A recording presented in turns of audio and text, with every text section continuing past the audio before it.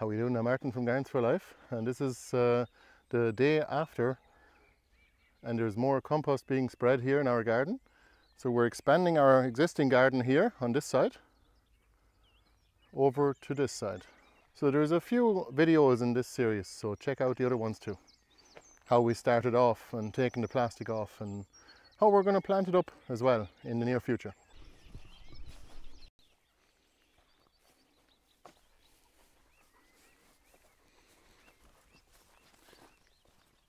So this is another day later, and look at that, what a great job the tractor did here at getting rid of the grass, or at least flattening it.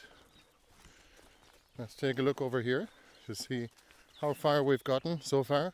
So this pile of compost here is untouched yet, which is great. We're going to spread this pile in this area here, and hopefully what we just saw back there will cover this area here. I'd say it will. There's already been compost piles here previously in years ago, and I'm sure some of that fertility is still here. Certainly the worms are. And take a look at this. It's pretty nice now. All I have to do now is flatten out all this with a rake, and it'll take me an hour to do. Maybe another hour to get rid of the sod, because the piles were overgrown, and that's going to be extra work. That's a light one, but sometimes it can be really difficult to pick those up.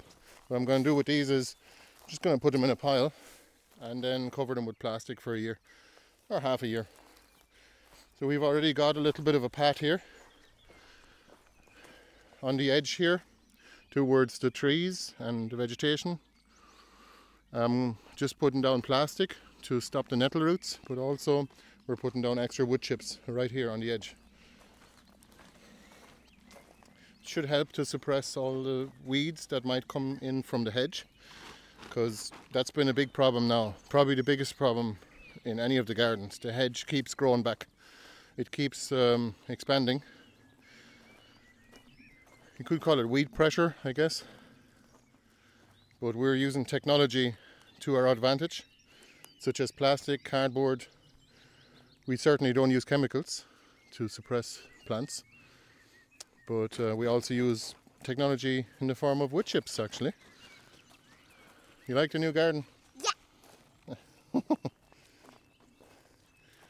So we need a bit more compost on this side here, then we can work away. I'm probably going to have enough plants to plant this up nearly straight away. It's actually not as much ground as it looks, as I thought it would be. But once you start growing in it, I'm sure you'll notice it's actually a good bit of ground. Maybe about 15 by 6 meters or so. Something like the size of the greenhouse actually, which is right here. Look at that paulownia tree here. It's growing. It's growing, it's starting. It's going to have giant leaves this year. Hopefully flowers as well. If any of you guys have paulownia trees or foxglove trees in Ireland or UK, please let me know and leave a comment. So this is all that's left of the wood chips now. That was a giant pile of wood chips.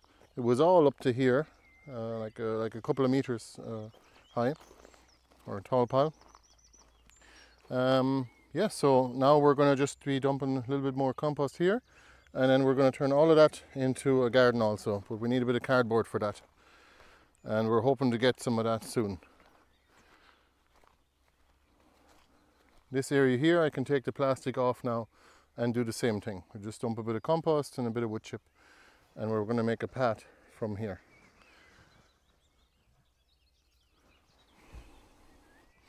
Alright folks, thanks for watching, and we'll see you the next time. And if you'd like to support us, you can go to our Patreon page, or you can have a look at our events that are coming up, or our online shop.